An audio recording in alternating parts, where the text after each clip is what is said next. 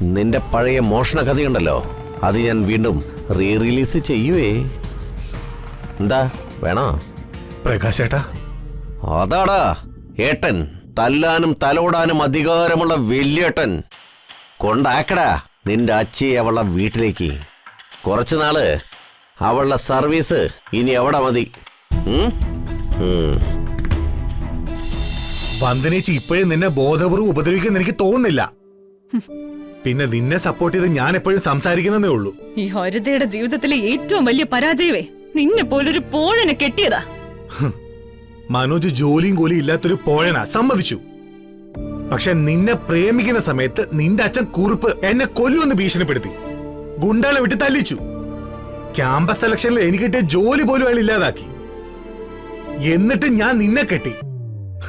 ഇന്ന് നിനക്കത് മനസ്സിലായില്ലെങ്കിലും അന്ന് നിന്റെ തന്തപ്പടിക്കത് മനസ്സിലായിട്ടുണ്ടാവും ഈ മനോജ് ഒരു പോഴനല്ല എന്നുള്ള കാര്യം. എടോ, നീ എന്റെ അച്ഛനെ കൊച്ചാക്കി പറയുന്നോടാ. അത്രയ്ക്ക് വളർന്നോ നീ?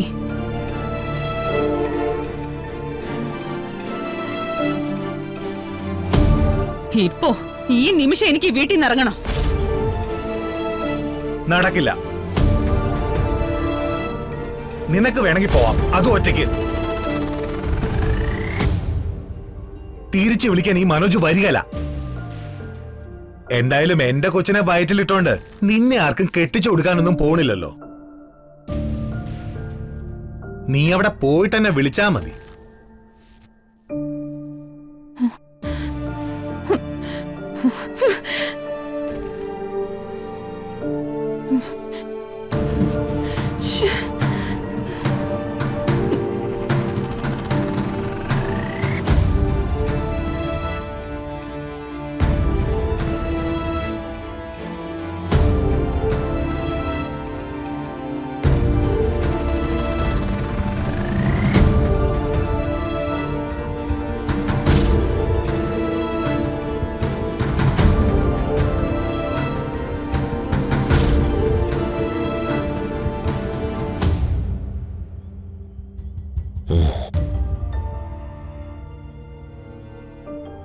മനോജേ, ഹരിതയായിട്ടെന്തോ തർക്കം നടക്കുന്നു കേട്ടല്ലോ. ഹരിതയ്ക്ക് ഈ വീട്ടിൽ നിൽക്കുന്ന അത്ര ഇഷ്ടമല്ലാന്ന് തോന്നുന്നു അല്ലേ? അതൊന്നും ഞാൻ മുഖവിലക്ക് എടുക്കുന്നില്ല. അവക്ക് പോണം തോന്നുമ്പോ പോവാനും വരണം പറഞ്ഞപ്പം വരാനും സാരഥിയായിട്ട് ഞാനില്ല. മനോജേ, നമ്മൾ എന്തിനാ ഇങ്ങനെ വെറുതെ വാശി പിടിക്കുന്നത്? അവൾക്ക് പോണമെങ്കിൽ പോട്ടെ. പ്രകാശേട്ടന് വേറെ എന്തെങ്കിലും പറയാനുണ്ടോ? നീ ഒരു കാര്യം ചെയ്യും, ആദ്യം അവളെ വീട്ടിൽ കൊണ്ടുവന്നാക്കിയിട്ട് വാ. പ്രകാശൻ ഈയിടെയായിട്ട് ആവശ്യമില്ലാത്ത കാര്യങ്ങൾ കയറി ഇടപെടുന്നുണ്ട് കേട്ടോ. ഹരിത പോണോ വേണ്ടോ എന്നുള്ള കാര്യം ഞാൻ നോക്കിക്കോളാം. എന്നാലേ അത് വേണ്ട. നിന്റെ ഏട്ടനായി എനിക്കും ഈ കുടുംബത്തിൽ ചില അധികാരങ്ങളൊക്കെ ഉണ്ട്. കുടുംബത്തിന്റെ ഇപ്പോഴത്തെ ഈ അവസ്ഥയില് ഹരിത ഇവിടെ നിൽക്കുന്നതിനേക്കാൾ നല്ലത് അവിടെ പോയി നിൽക്കുന്നതാണ്. പ്രകാശേട്ടാ, നിങ്ങൾ ഈ വലിയേട്ടൻ കളിച്ചായി കുടുംബത്തിന്റെ സമാധാനം ഇല്ലാതാക്കിയത്. വന്ദനേച്ചി ഹരിത നമ്മെ തെറ്റിച്ചപ്പോ നിങ്ങൾക്ക് എന്ത് ഗുണമാ കിട്ടിയത്? ഗുണം എനിക്കല്ലടാ കിട്ടിയത്, നിനക്കാ. എനിക്കോ? ആ, നിനക്ക് തന്നെ. ഈ വീട്ടിലെ വലിയൊരു മോഷണം നടന്നു. ഒന്നും രണ്ടും അല്ല, 25 ലക്ഷം രൂപ. അച്ഛനും ആത്മാർത്ഥ ചങ്ങാതിയുമായ സോമനങ്ങളുമായിട്ട് പിരിഞ്ഞു. അച്ഛന്റെ വീട് പണിയില്ലേ, അത് മുടങ്ങി. ആകെ തകർന്നും തളർന്നും ഇരിക്കുന്ന അച്ഛനെയും ഈ കുടുംബത്തിനെയും ആ ശ്രദ്ധയിൽ നിന്ന് തിരിക്കാൻ മറ്റൊരു ആഭ്യന്തര കലഹമേ ഞാൻ കണ്ടുള്ളൂ. അത് പ്ലാൻ ചെയ്ത് റിലീസും ചെയ്തു.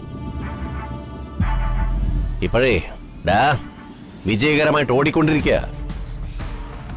നിന്റെ മോഷണ കഥയുണ്ടല്ലോ, അത് തിയേറ്റർ വിട്ടു.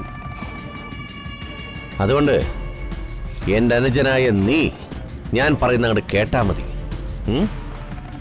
അല്ലെങ്കിലേ നിന്റെ പഴയ മോഷണ കഥയുണ്ടല്ലോ, അത് ഞാൻ വീണ്ടും റിലീസ് ചെയ്യുവേ. എന്താ വേണോ? പ്രകാശേട്ടാ, അതാടാ ഏട്ടൻ, തല്ലാനും തലോടാനും അധികാരമുള്ള വലിയേട്ടൻ. കൊണ്ടാക്കടാ നിന്റെ അച്ഛയെ അവളുടെ വീട്ടിലേക്ക്. കുറച്ചു നാള് അവളുടെ സർവീസ് ഇനി എവിടെ മതി.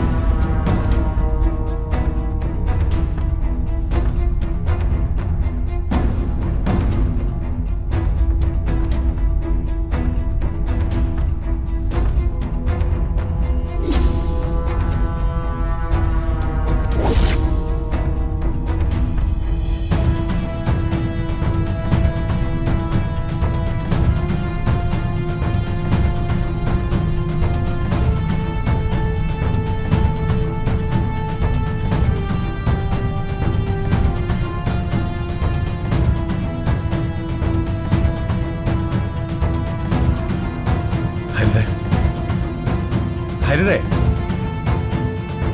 ഹരിതേ, നീ എന്താ ഞാൻ വിളിച്ച കേട്ടില്ലേ? എനിക്ക് കേൾവിക്ക് കുഴപ്പമൊന്നുമില്ല. മനോജ് കാര്യം പറയും. നമ്മൾ പോകാൻ പോകുന്നു. നിനക്കെന്താ വട്ടായോ? അല്ലേലും ഈ വീട്ടിൽ താമസിച്ച ആർക്കായാലും പിരികളാവും. നീ കുറച്ച് തണുത്ത വെള്ളത്തിൽ കുളിച്ചിട്ട് കിടന്ന് ഉറങ്ങാൻ നോക്ക്. അവനിപ്പോ പോവാൻ പോകുന്നു പോലും. ഹരിതേ, ഞാൻ സീരിയസ് ആയിട്ട് പറഞ്ഞതാ. നീ എടുക്കാനുള്ളൊക്കെ എടുത്തിട്ട് വേഗം ഇറങ്ങാൻ നോക്ക്. മനോജ്, നീ എന്തൊക്കെയാ പറയുന്നേ? ഈ രാത്രിയിൽ എങ്ങോട്ട് പോവാനാ? നീ നിന്റെ കാര്യം നോക്കി പോയേ.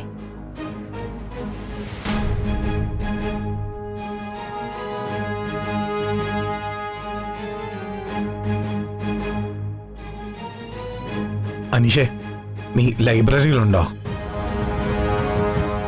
നീ ഇവിടെ നിന്നൊരു ടാക്സി പറഞ്ഞു വിട്. വീട്ടിലേക്ക് വന്നാ മതി. അതൊക്കെ ഞാൻ പിന്നീട് പറയാം. മനോജ്, നീ എന്ത് ഭ്രാന്താ കാണിക്കുന്നേ? ഭ്രാന്തല്ല. പിന്നീട് ആലോചിച്ചപ്പോ ഹരിത പറഞ്ഞ ശരിയും തോന്നി. ഈ വീട്ടിൽ നിന്ന് മാറിയേ പറ്റൂ. അതും എത്രയും പെട്ടെന്ന്. എങ്ങോട്ട്? മനോജ്, ഞാൻ ഇങ്ങനെ പ്രഗ്നന്റ് ആയിരിക്കുന്ന സമയത്ത് ജോലിയും കൂലി ഇല്ലാത്ത നീ ഒരു വരുമാനവും ഇല്ലാതെ വാടക വീട്ടിലേക്ക് മാറുന്നത് ബുദ്ധിയല്ല, ശുദ്ധ അസംബന്ധമാ. അച്ഛൻ വാടക കൊടുക്കുമെന്ന് കരുതിയിട്ടാണെങ്കിലേ ഇനി അതുണ്ടാവില്ല. നമ്മൾ പോകുന്നത് വാടക വീട്ടിലേക്കല്ല. പിന്നെ വാടക വീട്ടിലല്ലെങ്കിൽ പിന്നെ എങ്ങോട്ടാ? നിന്റെ വീട്ടിലേക്ക്. എന്റെ വീട്ടിലേക്കോ? അതെ. വാശിയേക്കാൾ വലുത് എനിക്കെന്റെ കുഞ്ഞിന്റെ ജീവനാ. എടുക്കാനുള്ളൊക്കെ എടുത്ത് വേഗം പാക്ക് ചെയ്തു. മനോജ്, പെട്ടെന്ന് വന്ന് സാധനങ്ങളൊക്കെ പാക്ക് ചെയ്യാൻ പറഞ്ഞ പറ്റുന്നൊക്കെ എടുക്ക്. ബാക്കി നമുക്ക് പിന്നെ വന്ന് എടുക്കാം.